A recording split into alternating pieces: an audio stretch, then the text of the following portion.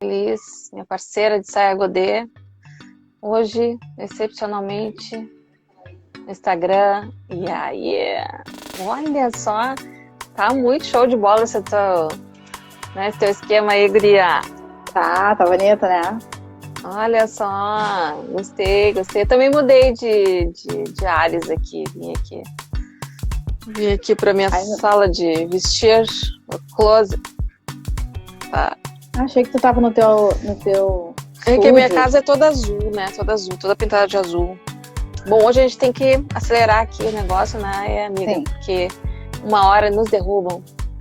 Olha a Liz aí interagindo com a gente. Tá acompanhando ali? sim, Cenário novo. tá, Bom, a Elis tá com um cenário totalmente novo. Cheia de movimentos aí, né, amiga? sim. Então, Esse cenário ele é alusivo à Semana da Consciência Negra, que ainda não terminou, porque é o Novembro Negro, assim como também se demarca o Novembro Azul em função da saúde do homem, a gente também demarca a questão de isso. pensar sobre a política do negro, do cuidado, dessa violência, do racismo estrutural. Então, acho que cabe também demarcar a importância. Na última live que fizemos, a gente falou um pouco sobre isso, que Uhum. antecedia essa dia 20, né? Mas enfim. Isso é muito bom até tu trazer esse aspecto do novembro, de cuidado da saúde do homem, que seria também um bom tema para a gente abordar num outro momento, né? Mesmo que a gente não consiga fazer dentro de novembro, mas se a gente conseguir aí em dezembro trazer esses aspectos que tanto nos preocupam, né? E isso se demonstra em números depois de mulheres que têm expectativa maior de vida, uma série de coisas que é legal a gente compreender mais a fundo. Mas hoje, então, eu vou apresentar os nossos temas. Nós estamos aqui, então, reunidas para falar sobre assuntos da semana. E os temas que nos chamam a atenção, na verdade, aí a gente traz aqui, né, eles não é no sentido assim, de a gente replicar simplesmente algo que a gente vem escutando na TV, mas simplesmente trazer também, né, com humildade também, a nossa percepção como pessoas, né, da área da saúde mental e, e com uma função social, né, então, assim, o nosso trabalho aqui é realmente tentar clarear alguns aspectos, né, trazer essa visão, né, de uma psicóloga e de uma assistente social. Bom, a gente vai falar sobre o racismo, sobre o caso do Beto, né? Depois a gente vai abordar essa segunda onda, as aglomerações, a gente vai trazer alguns aspectos aqui interessantes. E depois a gente vai falar junto com isso sobre as vacinas, o que a gente também já tinha comentado no nosso primeiro programa, e hoje a gente está no 12º, na 12ª edição, viu, amiga? Firmes e fortes, né? Mas no nosso primeiro programa nós falamos sobre futebol e a gente já dizia que isso não ia dar certo. Então nós vamos falar sobre o número de infectados que está passando batido aí, né? O pessoal só escuta, mas ninguém comenta nada. E por último nós vamos comentar sobre as abstenções e aprofundar um pouquinho, puxar um pouquinho a orelha do povo aí que não está indo votar, né? Então seria isso. Eu acho que vou te dar a palavra para comentar sobre esse fato que nos consternou essa semana, de novo, né, o uso da força e dessa prevalência, né, de olhar dado, né, à comunidade negra, ao estigma que ainda se perpetua há tanto tempo, e a gente vai continuar falando aqui quantas vezes for necessário. A gente já se dedicou num outro programa sobre isso, e nós vamos continuar falando sobre isso quantas vezes for, né, preciso, porque, como eu escutei essa semana, numa palestra, basta você ter nascido no Brasil, que inevitavelmente já é uma pessoa racista, porque não tem como a gente sair dessa teia. O que acontece, e deve acontecer o tempo inteiro, é nós frearmos isso, que de alguma forma, né, nós estamos aí dentro dessa matriz que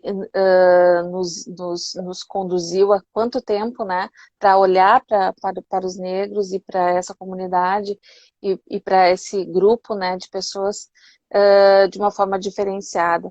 Então, queria né, te passar a palavra Então, Cláudia, ainda estou me restabelecendo emocionalmente, apesar de estar fazendo meus movimentos, porque a barbárie que foi acometida no Carrefour na quinta à noite, que explodiu na sexta e vem ainda tomando conta das mídias nacional e internacional, foi uma coisa que provocou muito sentimento de dor e revolta ao mesmo tempo. Ainda falando desse lugar, enquanto mulher negra, principalmente, que também tem uma filha negra, que também tem um companheiro que é negro. E isso não tem como não mexer, não teve como não provocar uma ebulição de muita coisa ruim e uma reflexão muito importante.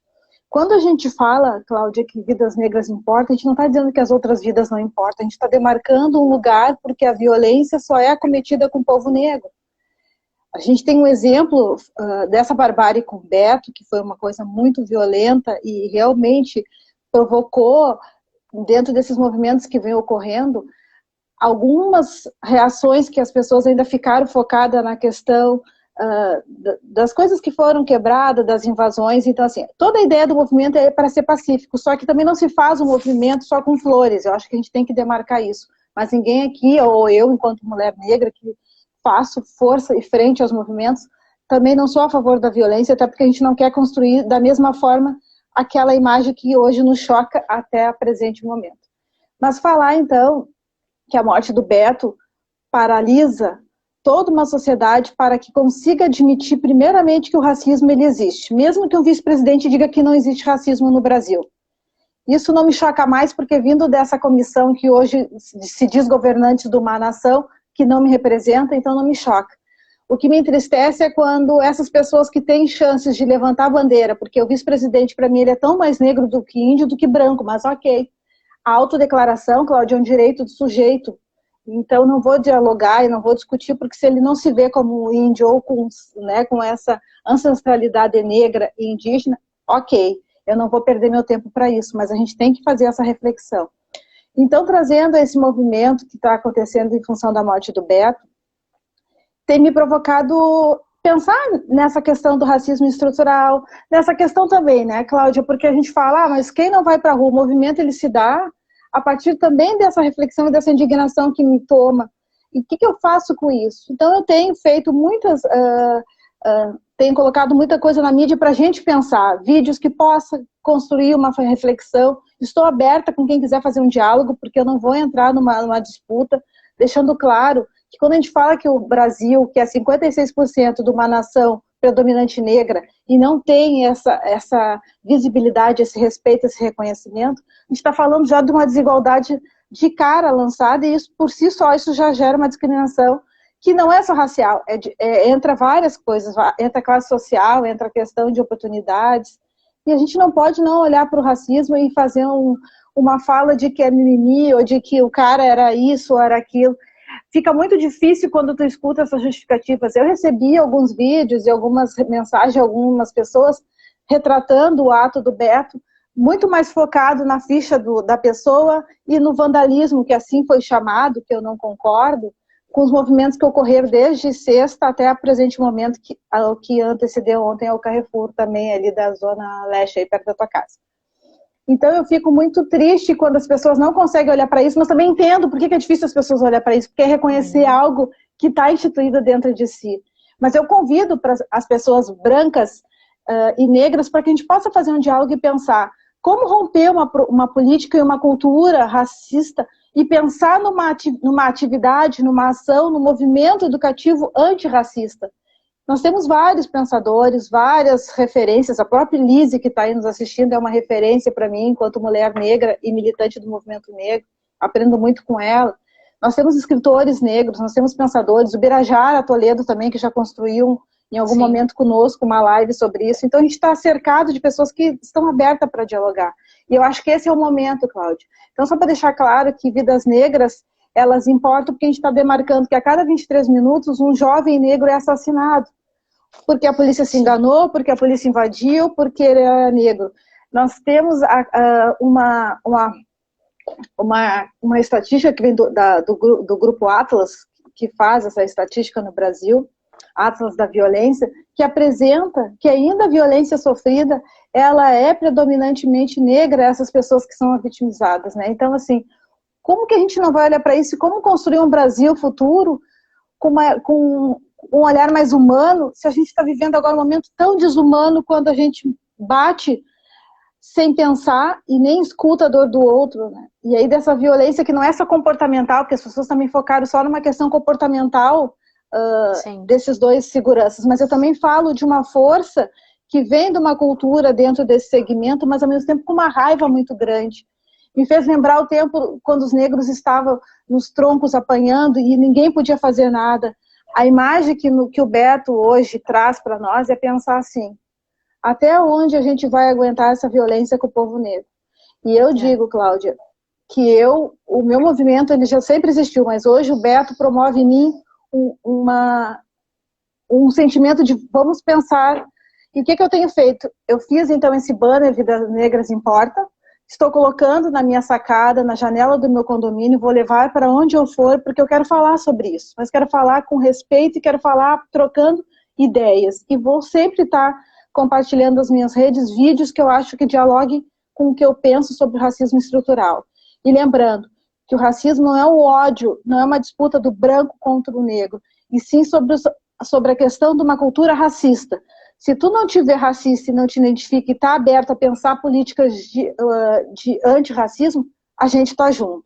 Se tu não conseguiu olhar a morte do Beto sobre um olhar de desumanidade e olhou só os aspectos de uma ficha corrida e da questão dos movimentos ter feito algumas coisas de estar invadindo, tu não me representa e tu não faz parte da minha rede para a gente dialogar. Mas a gente vai ficar aberto, tá, Cláudia? Esse é o convite que eu falo. Eu hoje consigo estar um pouco mais com sentimento mais suave, porque eu estava muito revoltada nos últimos dias e eu não posso ficar assim porque eu tenho uma filha. Eu quero que ela seja uma referência e uma seguidora de olhar para o movimento negro e saber que a gente precisa e que vidas negras importam, sim. Iris, isso que tu traz, assim, é uma coisa, assim, tão forte, né, porque quando a gente fala da questão da mulher, né, que como é difícil ser mulher e de todas as vulnerabilidades que temos diante dos homens, e muitas vezes para um homem é difícil compreender, é difícil de também compreender né, nessa nossa condição, por mais que tenhamos essa empatia de se colocar nesse teu lugar de fato, porque esse lugar é um lugar frequente, né?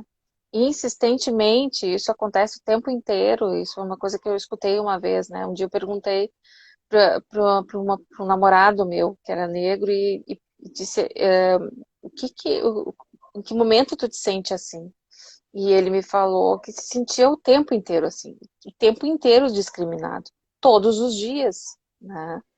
E então, assim, ao mesmo tempo, eu queria trazer uma contribuição nessa questão de onde a gente coloca o olhar e onde a imprensa vem desviando a atenção para o problema, sabe, Elis?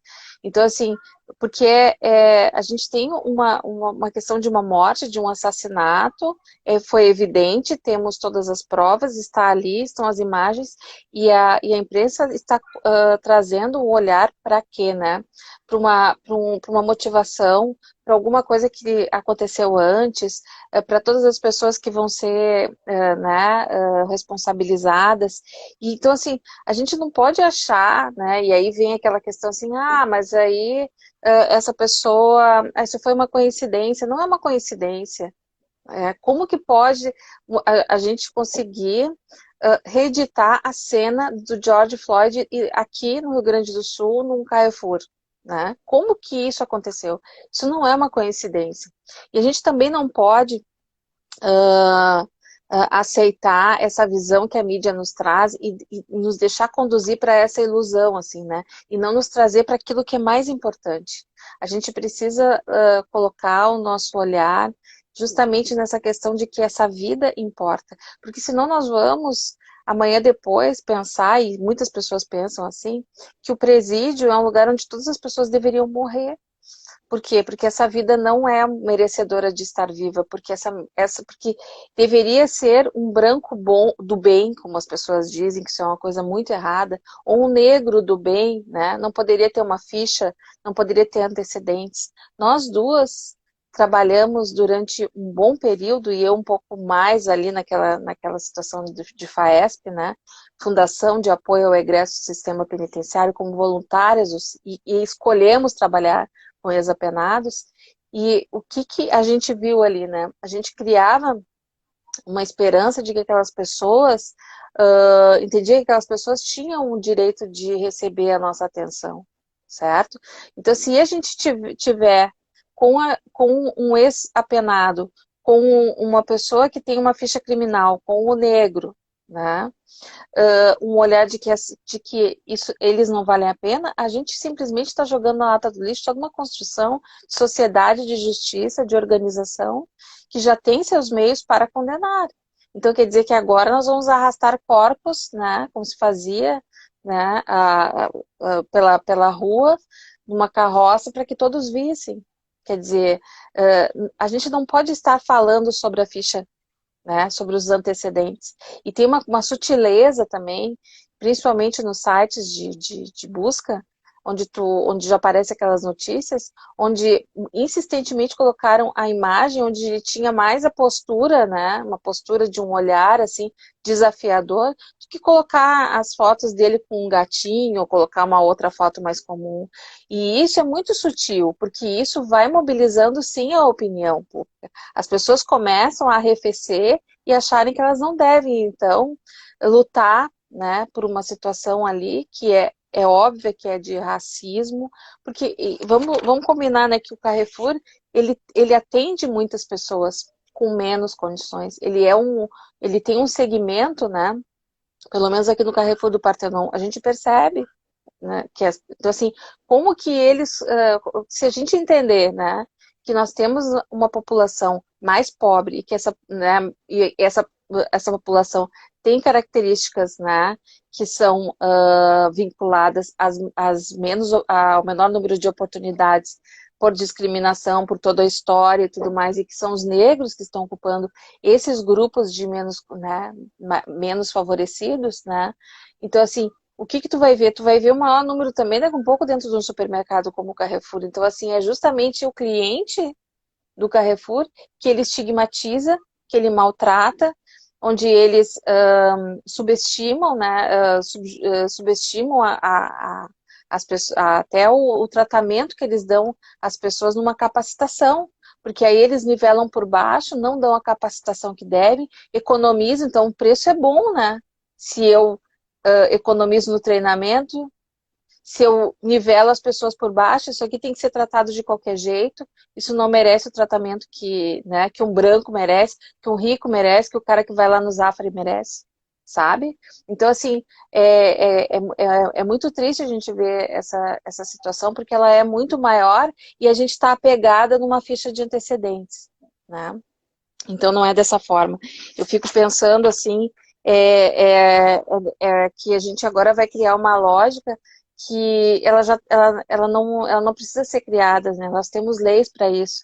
Temos justiça, nós temos condenações, nós temos uma lei de execuções penais, a gente tem tudo.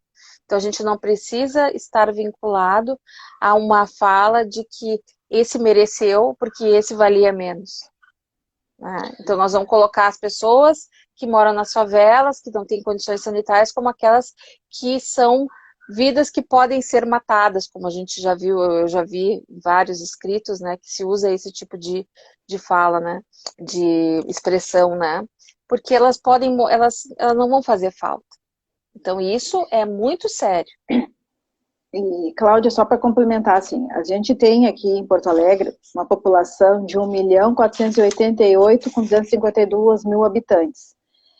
Desse número, 285 mil são negros, assim identificados dentro do que está informado no IBGE. Esses dados eu tirei também hoje, até para atualizar, porque depois a gente vai falar da política. Então, como é importante a gente conseguir ter essa visibilidade dessa população, da onde a gente fala, né, que é Porto Alegre, enquanto a cidade aí da nossa, E as do pessoas não nosso conseguem estado, entender capital. também a questão das oportunidades, né? Porque assim, ó, por que a pessoa não vai lá e busca uma coisa melhor? Porque essa questão do lugar é muito importante.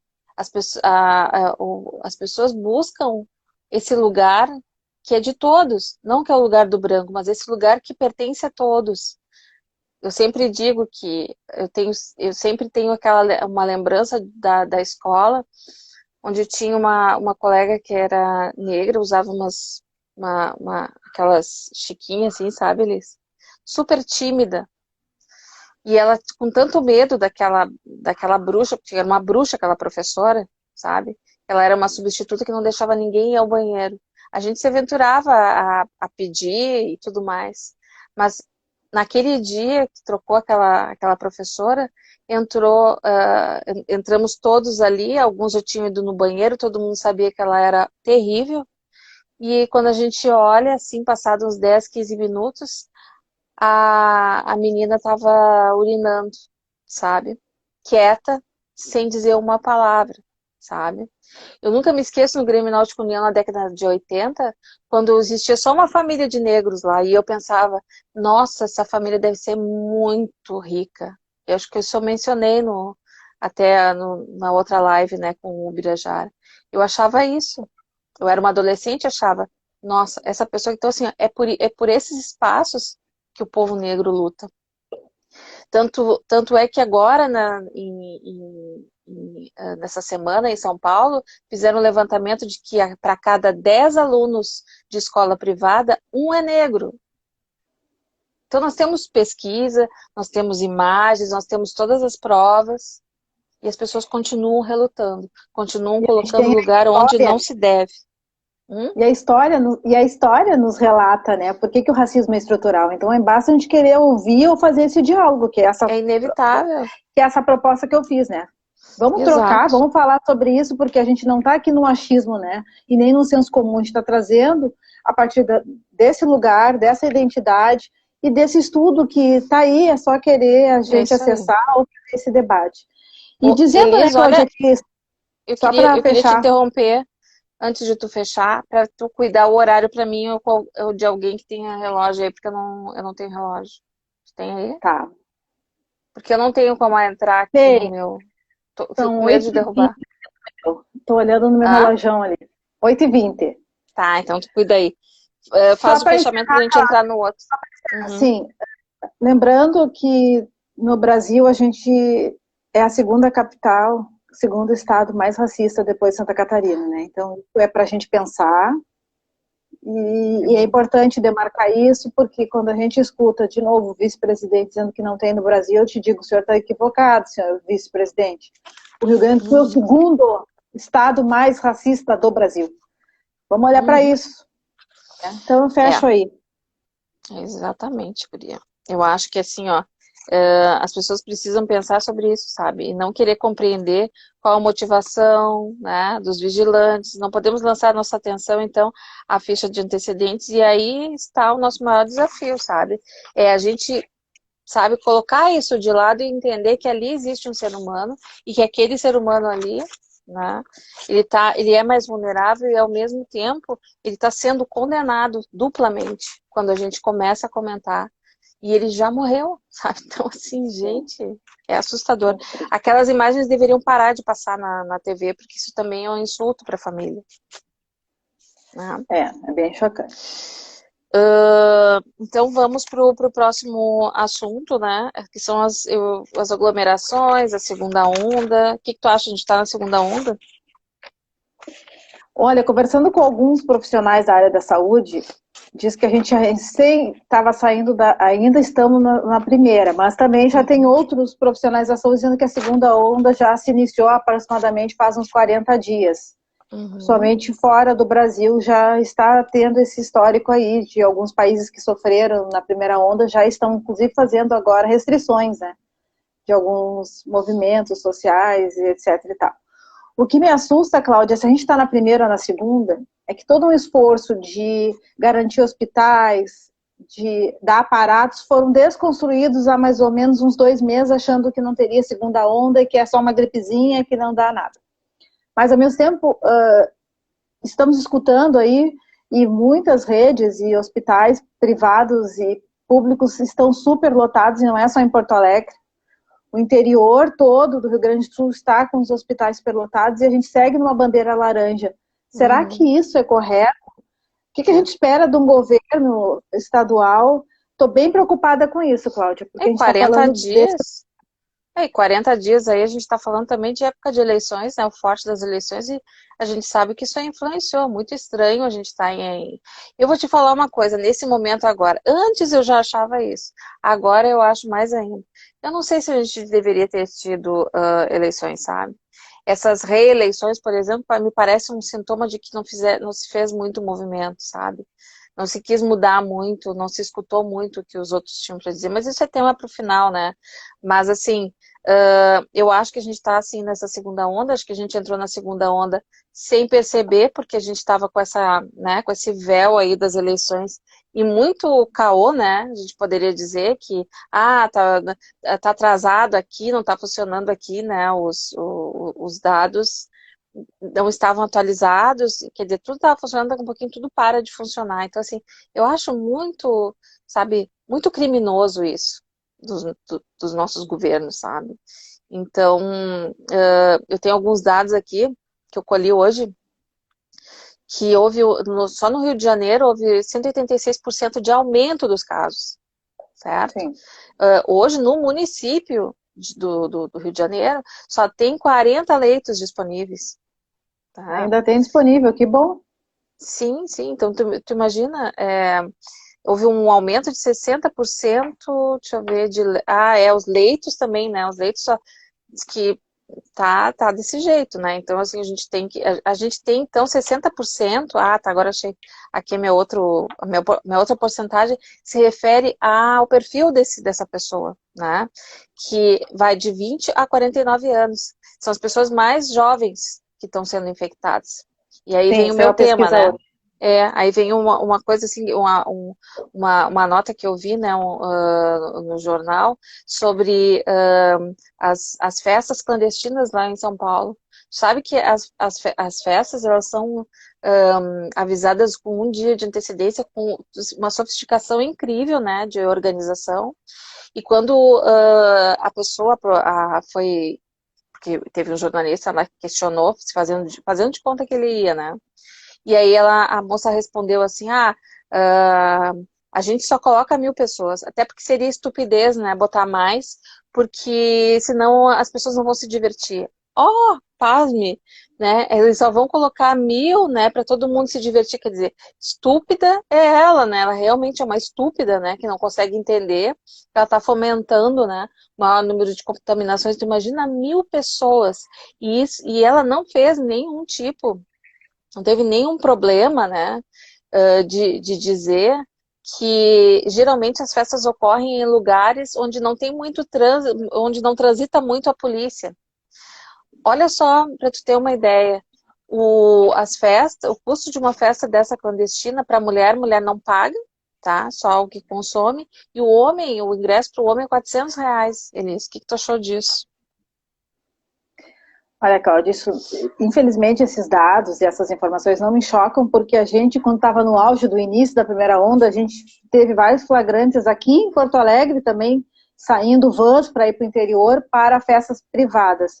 Uhum. Mas, de alguma forma, quando tu traz esse dado que é o jovem, que é o que o nosso governo e o ministro da Saúde atual diz que o jovem não tem problema de pegar a Covid, porque ele é forte e não está nas características do perfil dos idosos, enfim. Uhum. E isso também acabou provocando uma ebulição dentro dessa juventude, que também acha que não dá nada, e isso foi provocando essas aglomerações e essas festas, que para mim, também fala de um lugar de compromisso contigo, né?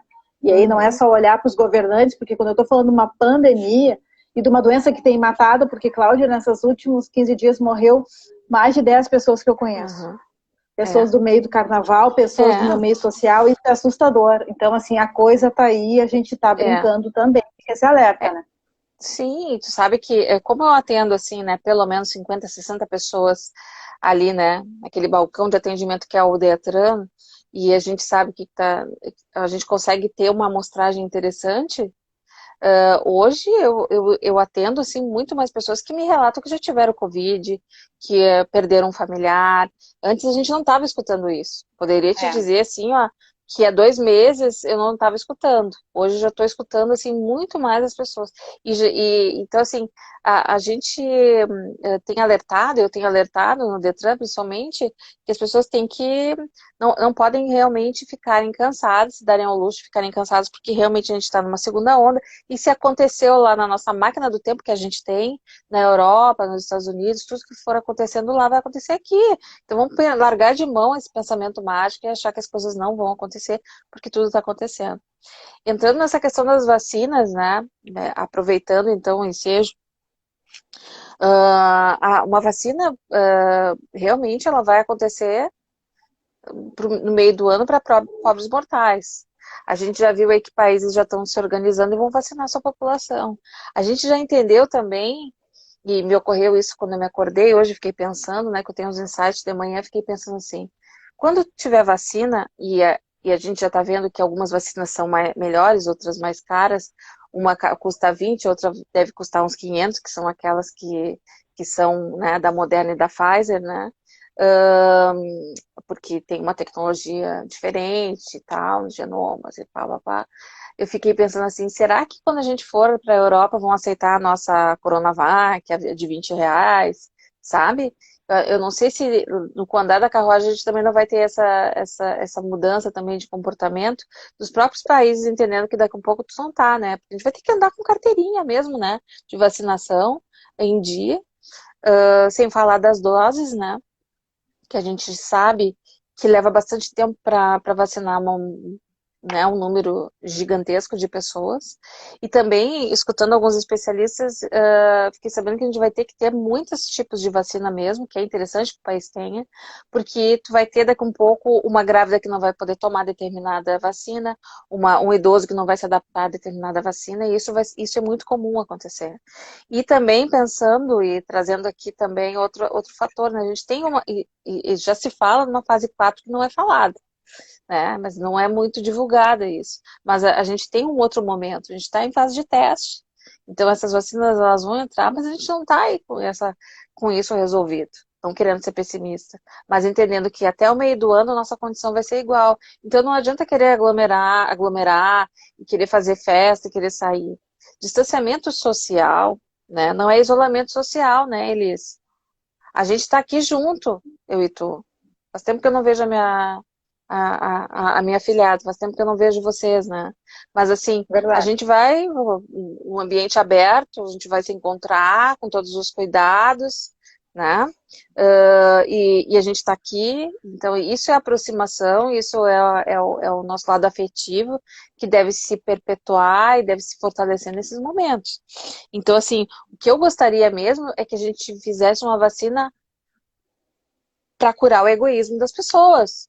Porque esse tipo de comportamento, onde, sabe, liga né, o foda-se, não dá para aceitar, né? Então, assim, eu vou te dizer, se a gente fosse organizado, deveria bater lá, pegar os 1.000, chegar com a vigilância sanitária e isso, mais aquilo, testar todo mundo, sabe? Botar numa ficha lá o nome de todos e ficar rastreando para ver o que vai acontecer, sabe? Porque a gente sabe que de 100 pessoas, 100 pessoas contaminam 130. Hoje eu vi uma menina chorando na TV porque ela não tinha se dado conta que ela estava contaminada, que ela tinha se contaminado, e ela tinha tido contato com outras pessoas. Ela chorou nesse momento. Ela chorou só no momento que ela imaginou que ela tinha contaminado outras pessoas. É o mínimo, né? Que eu espero de um ser humano. Que ele esteja distanciado justamente para não contaminar os seus entes, né? A gente falou já, né, Cláudia, muitas vezes aqui da palavra empatia, que é isso, né, de se colocar no lugar do outro, de pensar, e isso entra também quando eu não uso a máscara, quando eu não me importo. Mas quando tu fala da vacina do egoísmo, Cláudia, assim como outras vacinas que a gente tem disponível no SUS e não faz uso, a própria questão da vacina hoje tem sido uma discussão, porque estamos com a campanha da Poli, que está se encerrando agora, e 50% das crianças não se vacinaram. E isso é assustador. Aí eu fico pensando quais são os determinantes sociais para que isso não ocorra. É medo, É o BS que é longe, é a falta de recurso para acessar, é o medo da vacina, é o medo de ir até lá vacinar o seu filho para que depois ele não venha ter uma doença mais grave no futuro, no seu desenvolvimento infantil.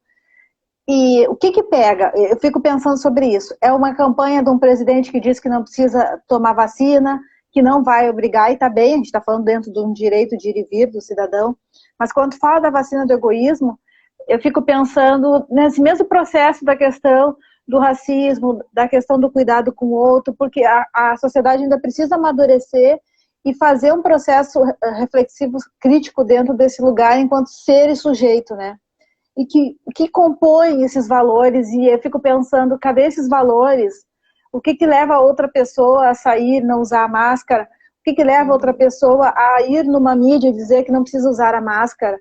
A vacina virou uma briga política partidária, né, Cláudia? Porque quem trouxer primeiro parece que se elege em 2022, e isso é muito grave, muito sério. A gente está falando de mais de 160 mil pessoas que morreu, e vai mais ainda, porque eu me lembro da época do Mandetta, ele tinha uma margem de 250 mil pessoas a morrer no Brasil lembra dessa margem que ele tinha, mais ou menos apresentado como uma possibilidade de chegar até então? E eu estou assustada porque a gente já está chegando a 170, se já não estamos, e está indo, e a vacina não vai ser distribuída ainda, mesmo que está no final do ano, alguma possibilidade, não vai ser antes do final do ano, do meio do ano que vem. E não vai ser para todo mundo, né, Cláudia? É mais grave. Não vai ser para todo mundo, não. E outra coisa, né, Elias, que eu fiquei pensando também, refletindo, já que a gente estava né, traz essas reflexões aqui, que são importantes pelo nosso viés e pela nossa sensibilidade, por isso que a gente está aqui para sensibilizar também as pessoas. Eu fico pensando o seguinte, essa coisa assim de que depois que tudo passar, sabe, como é que vai ser o nosso sentimento quando a gente olhar para trás e perceber esse número, que hoje não está sendo percebido. Esse número gigantesco de pessoas, e aí daqui a um pouco a gente vai estar na rua e vai estar andando e vai começar a lembrar do avô da fulana, do teu pai, da tua mãe, da tua prima, do teu irmão, do teu amigo, da perrenga que tu passou quando tu ficou doente, daquilo que tu te escapou. E aí tu vai olhar para trás e vai ver 160, 170, 200, não sei quantos milhões de pessoas mortas. E aí tu vai pensar assim, poxa, quantas mortes poderiam ter sido evitadas? Só nesse momento a gente vai ver os nossos erros. Só nesse momento a gente vai entender que a gente passou, e se Deus quiser a gente vai passar com saúde, porque a gente tem se cuidado, tem feito a lição de casa, né, amiga? Mas assim, mas a gente sabe que também tem pessoas que se infectam sem entender, e isso acontece, né? Pessoas mais fragilizadas, mais vulneráveis, e coisas que a gente não conhece. Então, assim, o que eu fico imaginando é esse número caindo em cima de nós, assim, sabe? Com o dedo, assim, apontando na nossa cara, sabe? E de toda a humanidade, por todas as vidas que a gente não está percebendo e que a gente deveria lutar, né? Para condições melhores, para testes e insumos de acordo com a necessidade para que eles fossem utilizados e não ficassem perdendo a validade, entende? Então, assim, como que uma vacina vai chegar se a gente não tiver insumos, se a gente não tiver matéria-prima, se a gente não tiver injeção, se a gente não tiver o plástico que bota não sei aonde, o algodão, não sei o quê. Fiquei pensando em tudo isso, num Brasil como este, né? Como é que a gente está de horário? Que mal tem os IPIs para os trabalhadores que estão na linha de frente desde fevereiro. Isso é assustador, Cláudia. São 8h40 aqui. 20 Ai, que bom, que delícia. A gente está se puxando, está aprendendo a, né, trabalhar. Vamos entrar, então, né, nesse pensamento mágico de que as pessoas, elas, né, a gente acha que a gente pode se contaminar, a gente sai e se cuida, a gente bota máscara, a gente, né, preserva o distanciamento, a gente não está aglomerando, mas tem jogador de futebol e futebol que tem que voltar, né? Então eu queria que tu comentasse essa questão do futebol para nós, Elis.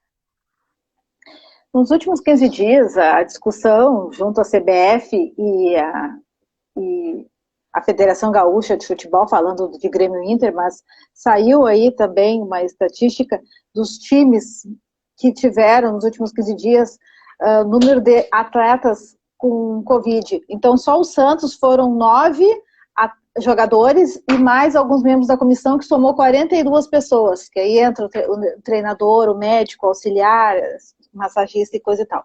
O Palmeiras teve 18 jogadores que contraíram a Covid. O Corinthians não apareceu, o Vasco 9, e o Atlético Mineiro lá em Minas teve 10. E a gente está falando dos estados onde começou o índice novamente também de uma alta da questão do Covid, que é São Paulo, que é Rio de Janeiro e que é Minas Gerais. E aqui no Rio Grande do Sul a gente teve também aí um processo que foi circulando, assim, a cada jogos entre Grêmio e Inter que estão lá fora, aí teve 2 a 3 jogadores por média por partida se contraindo a Covid. O problema, né, Cláudia, que a gente está falando de uma outra potência que é o futebol, que gera lucro, que também tem uma política muito forte de incisão dentro da nossa estrutura, também econômica e política, que acaba determinando como obrigatório. Quando o Santos teve esses 42 jogadores aí, junto, e a equipe toda, pediu para não jogar. Mas esse mesmo Santos, quando o Atlético teve esses jogadores também contaminados, disse não, vamos jogar.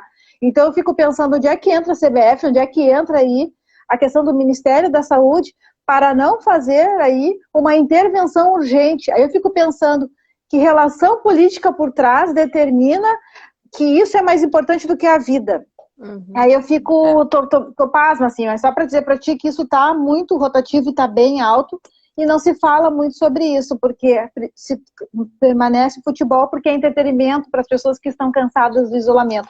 Essa é a justificativa que a CBF tem lançado nas mídias, e quem é do esporte também olha para esse lado, e aí mas já não tem torcedores, então eu me cuido, mas a Cláudia não se cuida, mas aí não tem como, gente, é suor, mesmo que eu não me abrace a Cláudia quando ela faça o gol, eu tô perto de algo, desse suor, parece uma ilha, assim, que vai pegar, e aí, gente, não dá para tratar de hipocrisia.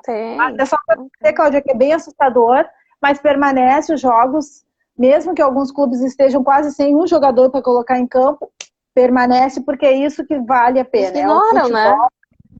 Para a nação. E absorveram, né? Eles absorveram isso, naturalizaram isso, sabe? Quase como naturalizar as mortes por Covid no Brasil, assim, sabe? Exatamente. Assim como é natural que um prefeito conteste uma bandeira vermelha, né? Sabe? Sim. Então, assim, é natural. Eu acho desonesto, eu acho isso um mau caratismo, sabe? Chegar lá e, não, mas eu quero porque eu quero, sabe? Eu queria entender como que eles formalizam isso e como que isso cai, sabe? Exatamente quais são os pontos. Como que eles conseguem esse tipo de coisa. E outra coisa, assim, que eu tinha até colocado aqui como uma observação, né? As pessoas têm uma tendência a achar assim, mas no verão as pessoas querem sair e no inverno elas aglomeram em lugar fechado. Gente, não é uma questão de verão, inverno, primavera, outono. É uma questão de comportamento. A gente tem que segurar, a gente vai ter que aceitar essa situação. Então, assim, esse tipo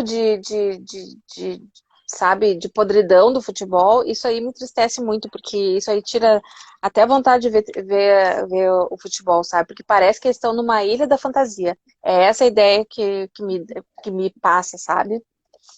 E eu acho que a gente também agora, não sei se tu tem mais alguma coisa para dizer sobre esse assunto. Sim, eu só queria falar que a CBF e o próprio governo federal, quando permitiu que os jogos pudessem vir a acontecer, fizeram um protocolo onde eles apresentaram que não teria esse alto índice de contaminação como tem acontecido. Mas como tu vai garantir algo que é um fenômeno que ninguém consegue descrever? Bom, então eles descobriram a pólvora, então. Eles descobriram a vacina e não contaram para ninguém. Né, amigo? Só para trazer isso, né? Então, que a gente está falando aí de uma questão de um desserviço. E aí a gente não está falando que o esporte não é importante, que não sustenta muitas famílias. A gente está falando do momento que está falando de perdas, de mortes, de vida, de saúde, porque esses jogadores voltam para casa, né, Cláudia? E aí, assim, ilusão, vai numa corrente, né? E isso aí, o problema todo é o seguinte também, né? A ilusão, né? porque isso não ajuda também, sabe? É o desserviço que eu costumo dizer. Eu acho que todos os programas, futebol e todos os programas gravados, que outro dia desse eu perguntei se o do Boechat tinha sido gravado, depois me disseram que sim, né? Todos eles deveriam ter aquele letreiro, sabe? Que diz o tempo inteiro que é gravado, ou que diz quais foram as medidas de biossegurança adotadas, sabe? E no futebol também, e o tempo inteiro. Porque o que acontece? Tu vê o jogo de futebol na TV, aí daqui a pouco tu liga pro teu colega lá e diz, ô camarada, vamos lá, vamos se reunir, né? Vamos jogar futebol também, né? Aglomeram, sem condições, e aí? Sabe? Então, assim, ó, eu lastimo muito porque isso aí explica muita coisa, sabe, de comportamento.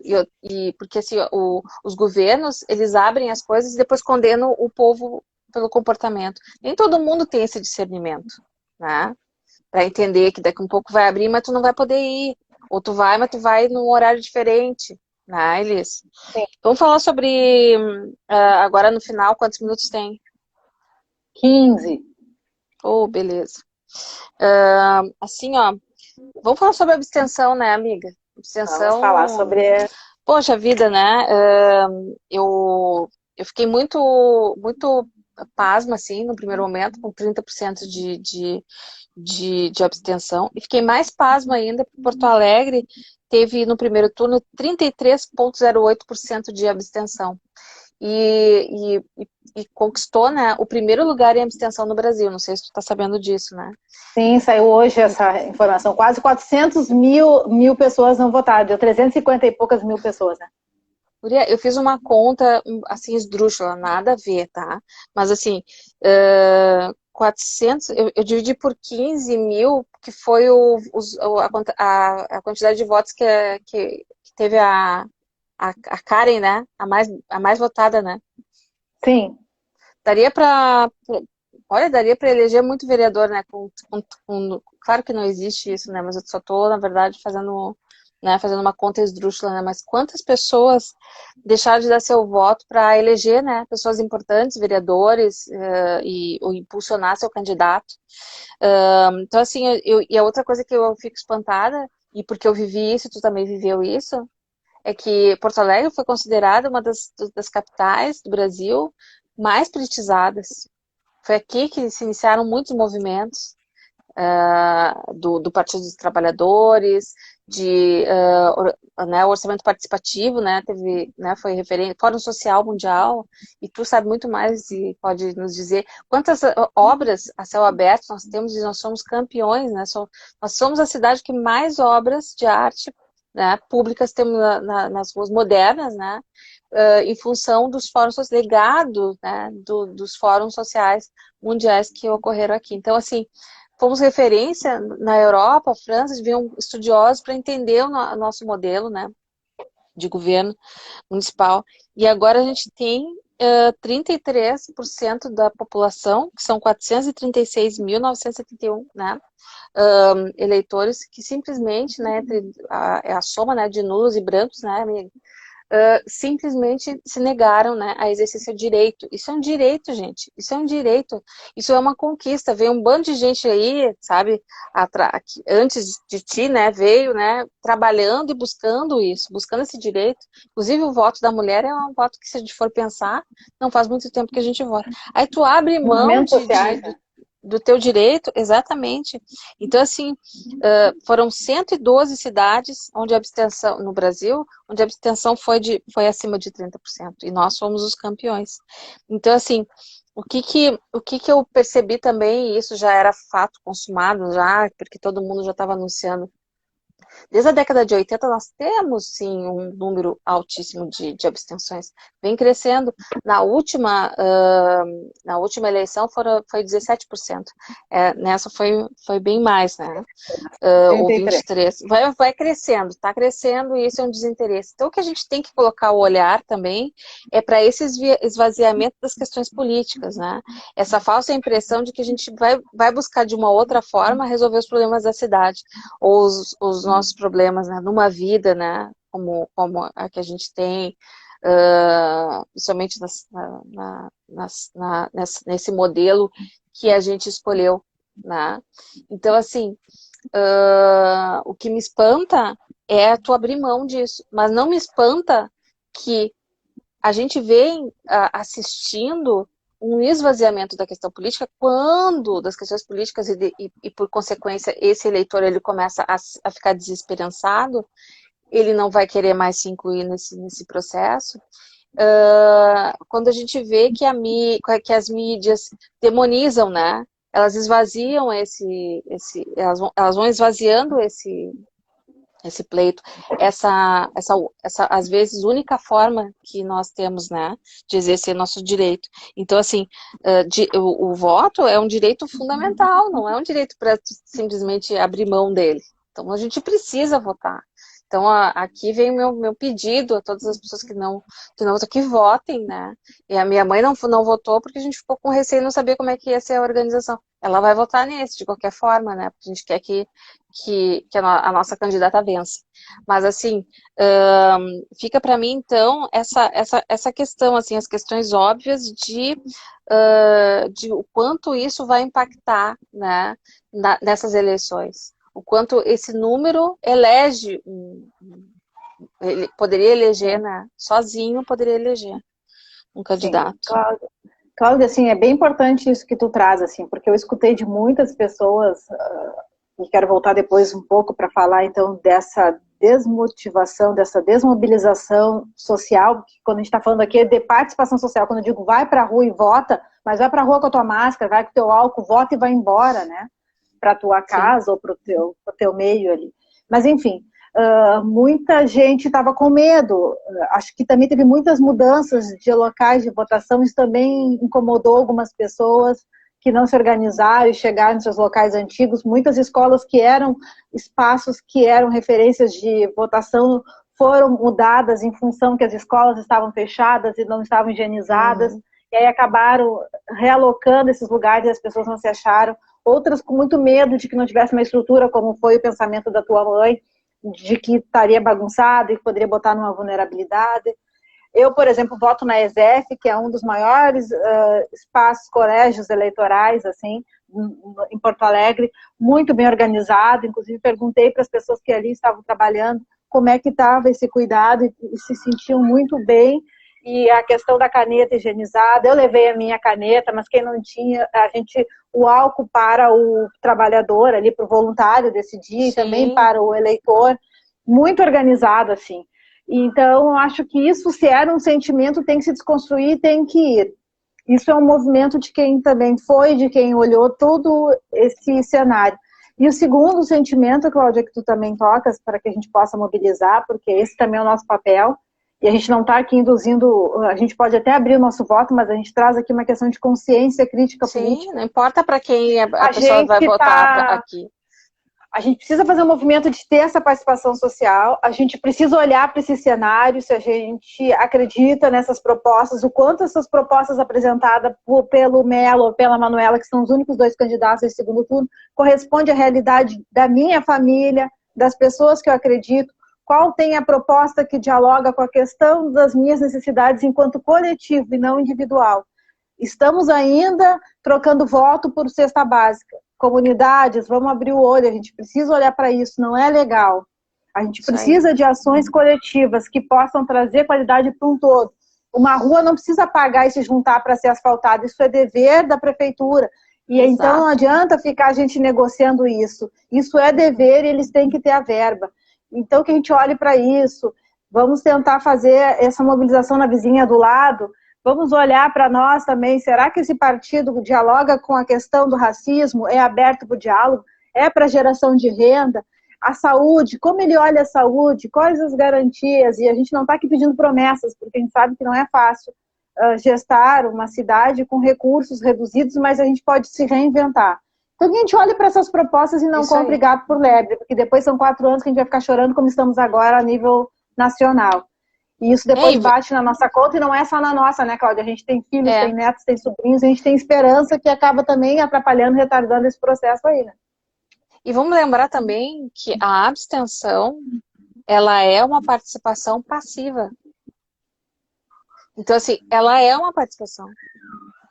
Então não adianta tu querer te abster e achar também, porque também fica né, essa coisa assim, ah não, mas eu não estou participando. Tá participando sim, está participando. E muitas vezes se prejudicando e prejudicando um grupo de pessoas que daqui a um pouco estão fazendo todo um movimento para te beneficiar, para melhorar a tua vida, porque se tu não tem algum esclarecimento, que busque esse esclarecimento, que compreenda, né, qual é o programa dessa pessoa que né, está se Sim. candidatando. Então, assim, Converse com o seu vereador, né, Cláudia? Exato, e Espero que o busque vereador também também pense nessa é, coletividade, né? e busque um olhar que eu sempre digo, assim, escrevi outro momento, uma postagem minha, o teu candidato, ele é capaz de cuidar de uma planta, ele é capaz de sensibilizar pelas questões humanas, ele já botou os pés lá no teu bairro, tu já viu ele, tu conhece ele, né? Será que ele entraria na tua casa e aceitaria jantar contigo, almoçar contigo, né? Claro, não numa situação de pandemia, mas assim, essa pessoa se atrela às coisas que tu acredita e pensa e vive, essas coisas têm que ser pensadas. Não, essa pessoa, ela tá lá, né, atrás de uma roupa, ela não tem nada a ver com a minha realidade, ela jamais entenderia isso aqui que eu vivo. Então não vota nessa pessoa. Vota em quem está atrelado à tua realidade, não alguma coisa muito fora da tua realidade, né? E aí tu vai me dizer, né, Cláudia, mas eu não acredito mais na política, ninguém me representa, tô Não cansada. Eu digo, bom, adianta, mas se não mexer e adianta. ver o que mais se aproxima, mesmo que não seja aquele teu ideal, mas o que mais se Exato, aproxima. exato. E não adianta, é o que eu sempre digo, é pela política que nós vamos modificar as coisas. Não existe substituto para a política. Então nós temos que exercer nosso direito fundamental de votar, né? De escolher e não deixar que pelas nossa participação passiva, e continuo dizendo, participação sim, tu não tá deitado dormindo, esquecendo as coisas não vão acontecer, porque existe participação sim na abstenção. E ela é forte, a gente tem que romper com isso. Vamos lá? Falta três, Então tá, falta três querida. minutos. Só para As dizer, né, considerações. Cláudia, o Amapá voltou hoje, então, a questão da luz com gerador Que bom. provisório que faz A gente mais já falou, barulho né? do que uma Uhum. sineta nos ouvidos das pessoas. Meu Deus do céu. Então a gente Isso tem aí. coisas aí que vão acontecendo que a gente fique de olho, porque a gente também é o controlador social de uma sociedade melhor e ficar a par de entender as coisas, né? Eu Exato. agradeço sempre, acho que é importante. Eu espero que domingo a gente consiga aí ter uma consciência de fazer um movimento na sociedade que vai marcar os próximos 4 anos. Todo mundo já sabe, meu voto é a Manuela, porque é a pessoa que mais corresponde às minhas ideias. Não é o meu partido, mas é o segmento que hoje compõe essa minha identidade diante de outros partidos que estão como apoiador da Manuela. Então, que a gente Isso aí. consiga aí, que cada um faça o seu voto, mas que vá lá e vote, né? Exatamente. E fazendo referência ao que tu falou do Amapá, que a gente não tem apagões, né, nesse momento, porque isso não é um momento de apagão também, né? A gente tem que ter consciência, tem que ter clareza. E o meu voto também é para a Manuela, porque também, né, por questões muito óbvias, quem me conhece vai entender sempre que a gente vai, né, se atrelar a esse tipo de programa. Então, eu acho que fica esse convite, né? Vamos participar desse processo. Meu agradecimento por mais esse momento aqui no Saia Godê Contigo, Elis. E, e vamos à luta, né? É através desses movimentos que a gente vai ter crescimento. Espero que a Só gente para tenha. agradecer aí a Lise, que é a nossa parceira assídua e a minha referência negra enquanto guerreira, a Cris que entrou aí. Vamos ficar assim, Lise, atento a todas as privatizações, porque a Carris é uma referência, a CE é uma referência desses governos, a gente tem que olhar para isso, porque assim como fizeram com a Corag e outros, vai acontecer desemprego e isso acaba também adoecendo as famílias, inclusive levando ao óbito, gente, porque a depressão mata, não esqueçam disso. E a pessoa sem trabalho É, tem uma identidade muito importante para isso, somente depois de uma idade, né? é. Então, E obrigada, a gente já Cláudia, está vendo. Obrigada, até querida. daqui 15 dias, Um beijo se para a falando. família. Vamos lá. Beijo, Luiz. Beijo.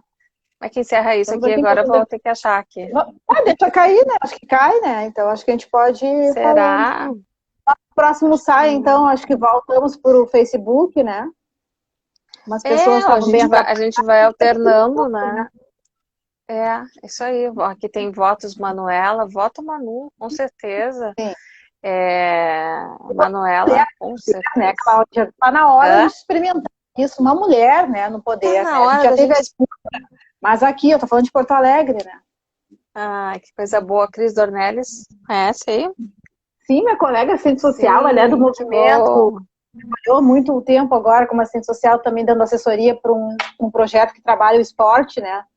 A Cris é Uhum. uma parceira. Ali, Luiz, te dando tá. Ai, Então querida. tá, guria. Vou dar um X aqui que eu acho que cai, né?